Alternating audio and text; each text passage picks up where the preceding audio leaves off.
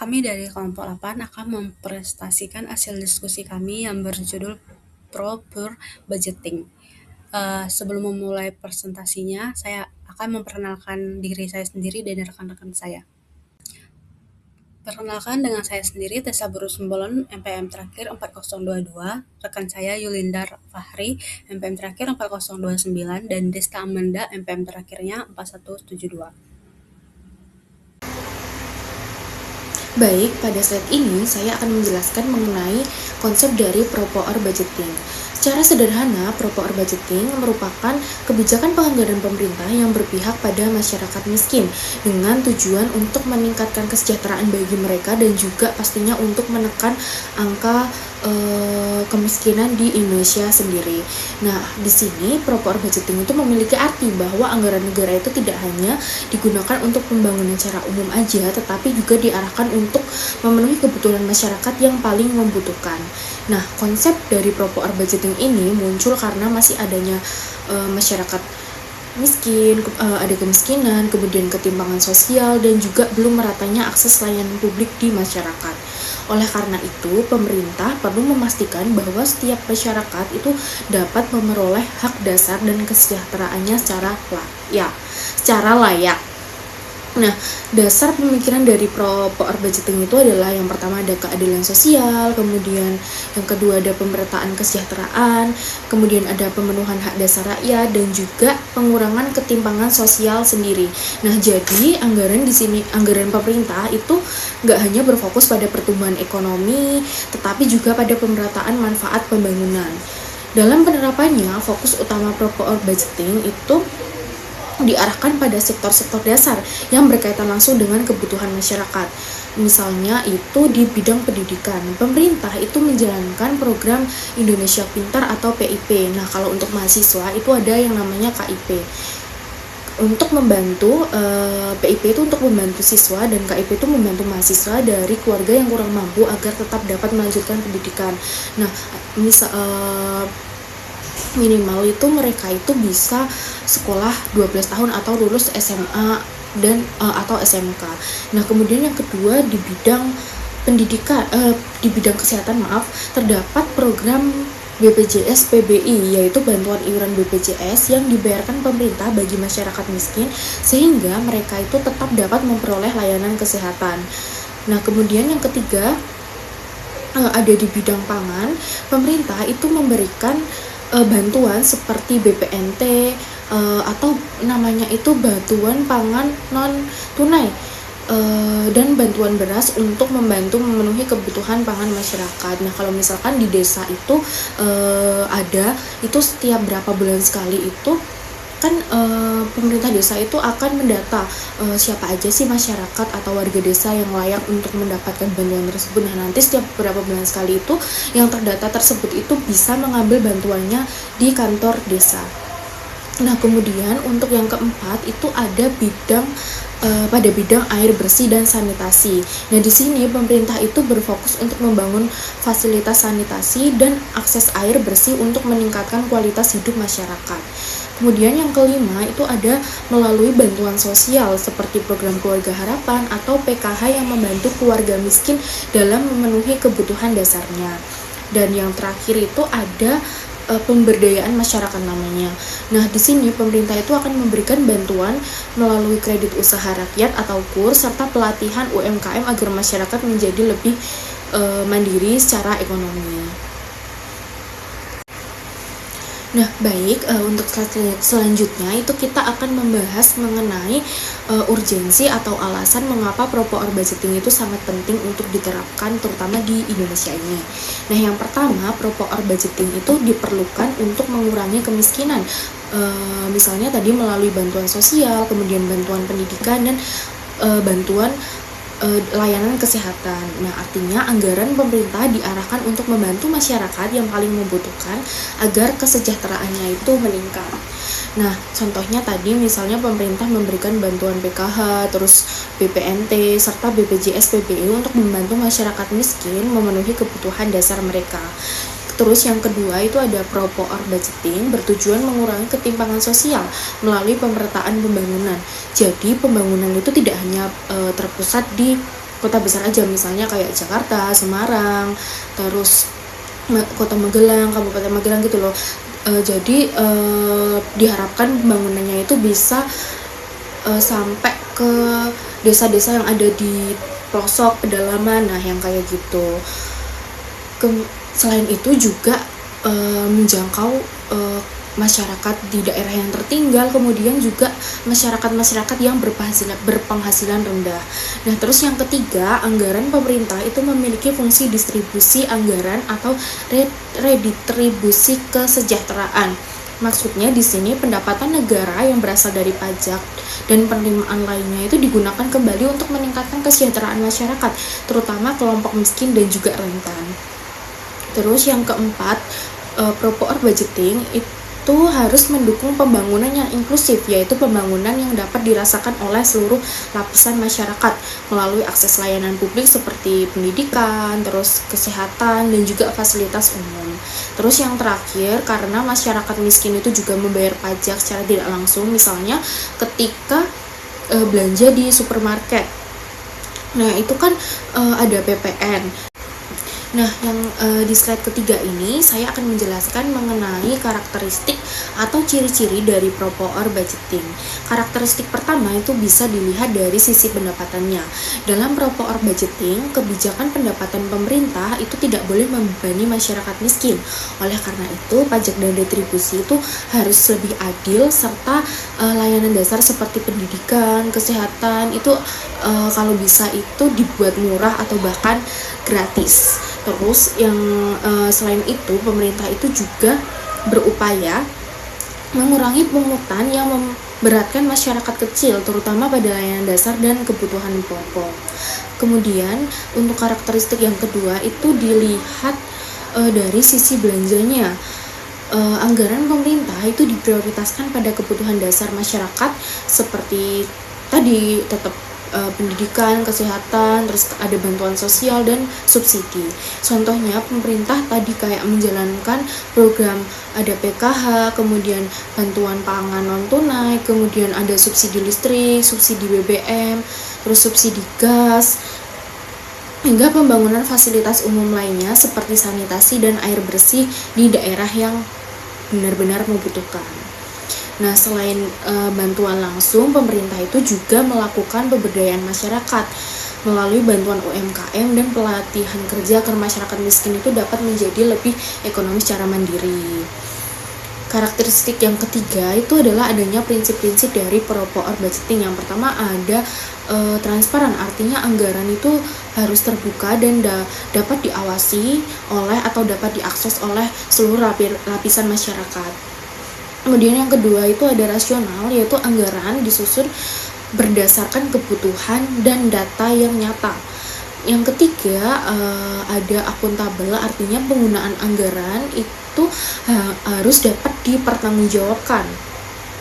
Dan yang terakhir itu ada adil dan proporsional, yaitu anggaran dialokasikan sesuai dengan kebutuhan masyarakat, terutama pada kelompok masyarakat yang paling membutuhkan.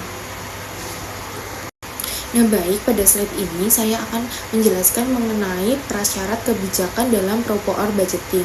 Yang pertama itu ada kehendak politik. Kehendak politik berarti adanya komitmen dan keseriusan pemerintah dalam menangani kemiskinan melalui kebijakan dan anggaran yang berpihak kepada masyarakat miskin. Bentuk pertama dari kehendak politik adalah komitmen pemerintah. Artinya di sini pihak yang berwenang itu memiliki tekad yang kuat untuk menangani masalah kemiskinan dan menjadikannya sebagai tanggung jawab bersama. Kemudian yang kedua adalah prioritas pembangunan. Dalam hal ini program pengentasan kemiskinan itu ditempatkan sebagai agenda utama pembangunan daerah maupun nasional. Kemudian yang ketiga adalah evaluasi program. Pemerintah itu harus bersedia mengakui kelemahan program sebelumnya dan melakukan perbaikan agar kebijakan yang dijalankan menjadi lebih efektif dan pastinya lebih tepat sasaran. Seperti itu. Selanjutnya saya akan menjelaskan yaitu iklim yang mendukung. Nah, yang pertama itu ada kesadaran kolektif melawan kemiskinan. Nah, poin pertama ini tuh menjelaskan bahwa kemiskinan harus dianggap sebagai masalah bersama. Jadi bukan hanya tugas dari pemerintahan, tetapi seluruh masyarakat juga ikut peduli. Nah, contohnya melalui kampanye sosial, bantuan kepada masyarakat miskin, dan meningkatkan rasa kepedulian antar sesama. Yang kedua yaitu adanya peraturan yang mendukung masyarakat miskin dan usaha kecil. Nah, di sini poin kedua ini itu berarti pemerintahan membuat aturan yang membantu masyarakat kecil, misalnya memberikan kemudahan usaha kecilnya, akses pinjaman modal, membantu pedagang kaki lima, dan mengurangi beban biaya masyarakat kecil. Nah, dengan aturan seperti itu, masyarakat miskin itu bisa lebih mudah meningkatkan ekonominya. Selanjutnya yang terakhir yaitu tata pemerintahan yang baik atau good governance. Nah, tata pemerintahan yang baik atau good governance adalah cara pemerintah menjalankan tugasnya dengan baik, jujur, terbuka, dan bertanggung jawab. Nah, dalam proper budgeting, tata pemerintahan yang baik sangat penting agar anggaran ini tuh benar-benar digunakan untuk membantu masyarakat, khususnya masyarakat miskin. Nah, adapun ciri-ciri tata pemerintahan yang baik itu yang pertama ada keterbukaan.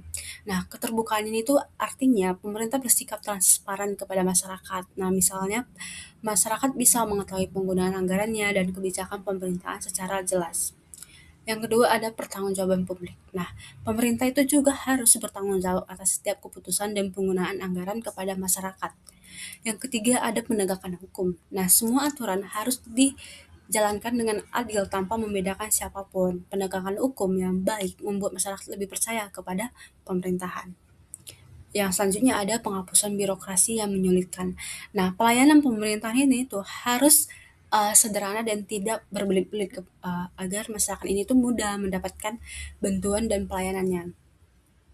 Yang selanjutnya ada pemberantasan korupsi. Nah, korupsi ini tuh harus diberantas karena dapat merugikan masyarakat dan membuat anggaran tidak sampai kepada yang membutuhkan. Dan yang terakhir itu ada koordinasi antar lembaga yang baik. Nah, ini tuh perlu ya dilakukan untuk kerjasama antara lembaga pemerintahan itu harus berjalan baik supaya program bantuan dan pembangunan bisa berjalan lebih efektif. Nah, nanti hasil dari penelitian ini tuh tentang good governance, yang pertama itu ada pemerintahan efektif sama dengan itu kematian bayi lebih rendah. Nah, jika pemerintah ini bekerja dengan baik, pelayanan kesehatan juga menjadi lebih baik sehingga angka kematian bayi dapat menurun. Terus korupsi rendah, pendidikan lebih baik. Nah, itu semakin rendah korupsi, maka anggaran pendidikan bisa digunakan dengan benar sehingga kualitas pendidikan meningkat. Terus yang ke C itu ada penegakan hukum baik, kesejahteraan meningkat. Nah, jika hukum ditegakkan dengan baik, seperti yang udah saya jelaskan tadi ciri-cirinya, nah masyarakat itu kan merasa aman dan pembangunannya dapat berjalan lebih lancar, terus lebih dapat dipercaya sama masyarakat gitu. Nah, yang terakhir itu ada regulasi sederhana. Pendapatan masyarakat meningkat. Nah, dengan aturan yang sederhana yang memudahkan masyarakat membuka usaha yang sebelumnya udah dijelaskan juga, nah itu akan memudahkan masyarakat untuk membuka usaha kecil dan bekerja sehingga mendapatkan pendapatan masyarakat yang itu bisa meningkat.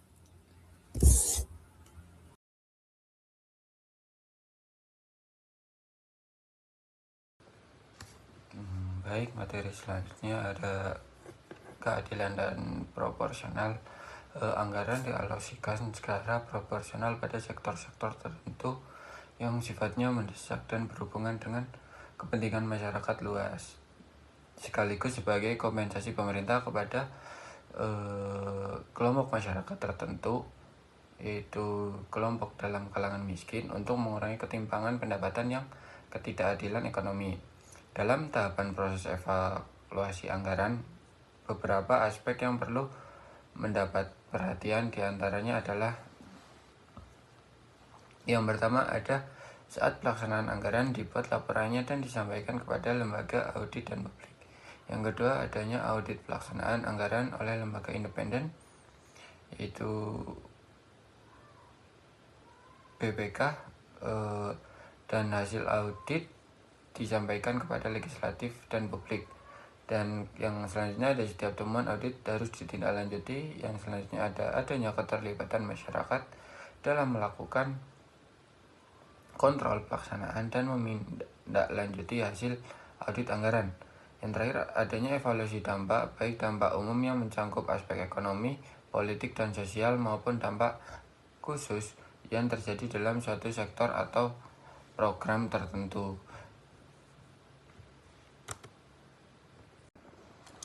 Lalu materi yang selanjutnya ada aspek dalam menyusun dan mengimplementasikan kebijakan anggaran.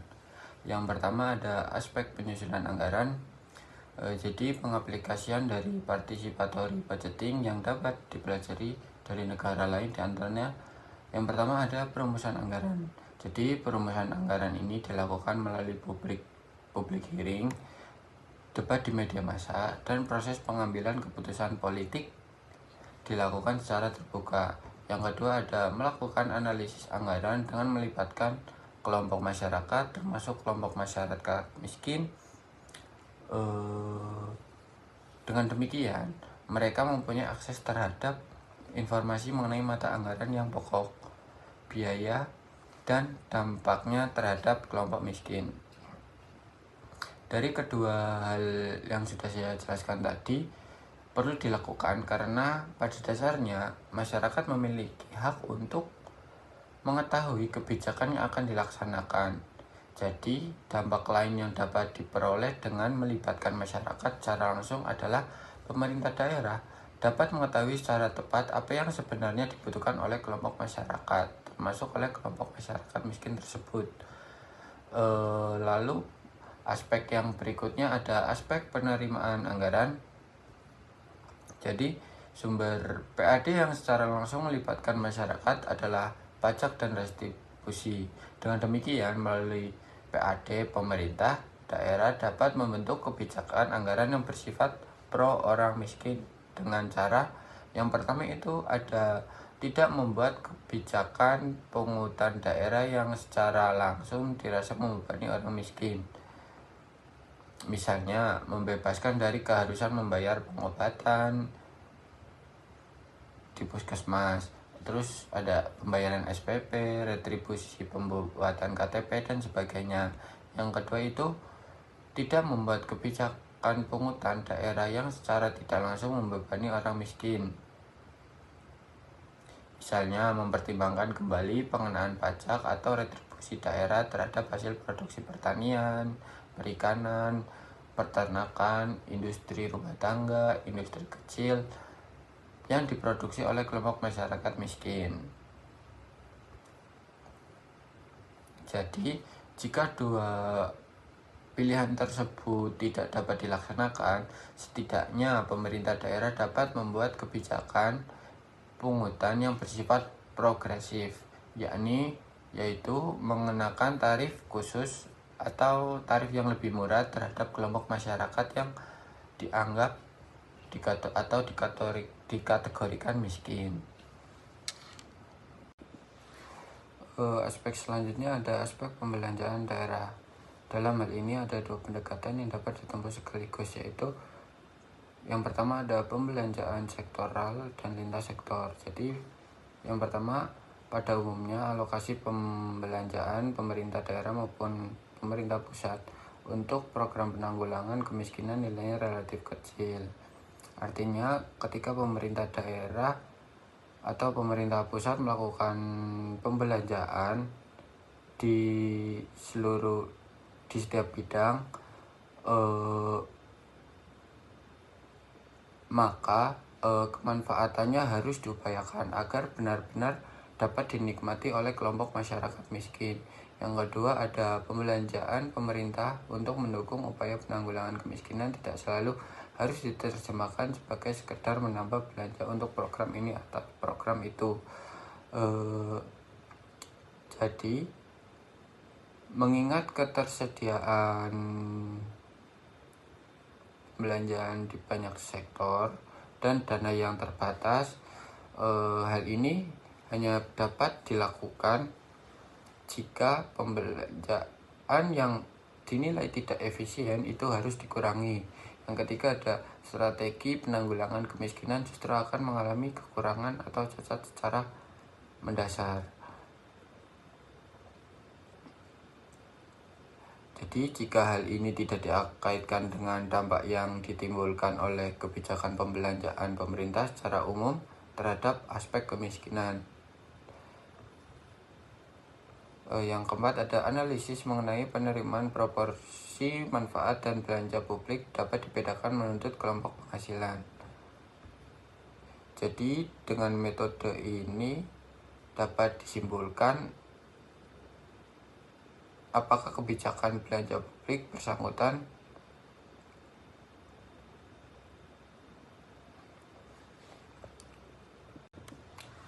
Baik, pendekatan selanjutnya ada pembelanjaan untuk program penanggulangan kemiskinan. Yang pertama ada penyeragaman mata anggaran masih dilakukan di era ekonomi saat ini. Meskipun demikian, pemerintah daerah sebenarnya memiliki kewenangan penuh untuk membelanjakan dananya sesuai dengan kepentingan di daerahnya tersebut. Jika dikehendaki, masing-masing pemerintah daerah dapat membuat mata anggaran khusus yang diperuntukkan bagi program penanggulangan kemiskinan. Yang kedua, meningkatkan pembelanjaan yang bersifat program langsung penanggulangan kemiskinan disertai dengan prinsip dan praktik pembelanjaan yang baik. Yang ketiga, secara praktisnya, pendekatan untuk mencapai target program penanggulangan kemiskinan dapat dibagi menjadi dua kategori lagi, yaitu ada target secara luas dan target secara sempit.